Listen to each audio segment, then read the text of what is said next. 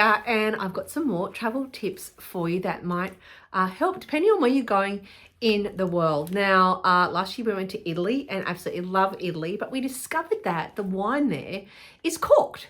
And of course, we didn't have a corkscrew, so we had to go chasing one up somewhere. I can't remember how much we ended up paying for it because we wanted it. But didn't even think before we left that, hang on a minute, not everything's going to be screw top like it is here in Australia. So pack a little corkscrew. You know, I think this cost me $1 at Kmart. So definitely well worth taking with you. So when you get to Italy, or if you're going to France, like we are in a couple of weeks' time, then you've got something handy. One of the things that also always lives in my suitcase, stays in my suitcase, is a champagne topper. I like my bubbles and I don't like my bubbles to be flat. So this actually stays in my suitcase. So when we are away and I crack open a bottle of champagne after a long day of sightseeing, I have something to keep it nice and fresh. So if that sounds like something you like to do as well, pop one of those in your suitcase and leave it there. The other thing that really annoys me, and I found this especially traveling in summer, is you get home after a long day of walking around and you take your shoes off and they're a bit smelly and your feet feel a bit gross. So a couple of things to stop that. Odor stopper, so spray this in your shoes, leave it overnight, will make them nice and refreshed and less smelly.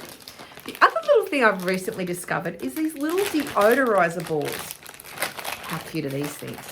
They are little balls with deodorant in them, so you just like pop them into the bottom of your shoe and again sit there and deodorizes your shoes. Now I think I got these on Amazon. They weren't very expensive at all. I got a couple of bags from them because I know last year when we went to Italy, every day you'd be like, oh God, need to do something about these shoes. So I've got some of these to take with us for our trip this year that come in super handy.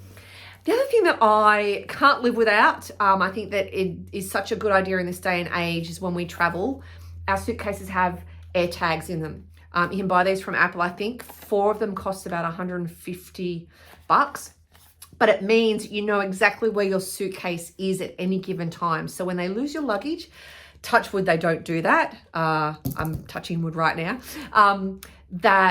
You know where it is, because so often they don't know where it is, right? So you can actually open up the app and be like, well, it's actually sitting on the tarmac in Heathrow Airport. So yeah, make sure you get some air tags. I think these things are absolutely brilliant and I don't travel without them. And another little one that I discovered last year as well are these handy little passport protectors. So these are RFID blockers. So you can get these for your credit cards and your passport. So if you're out and about traveling, you've got all that stuff on you, people can't just scan your bag and get details of your cards and your passport. It can be a little bit annoying having to put them in and out and stuff like that, but well worth it for security. Again, I think I bought them on Amazon. They were pretty cheap, but I put all of my credit cards in them and then they go in my wallet.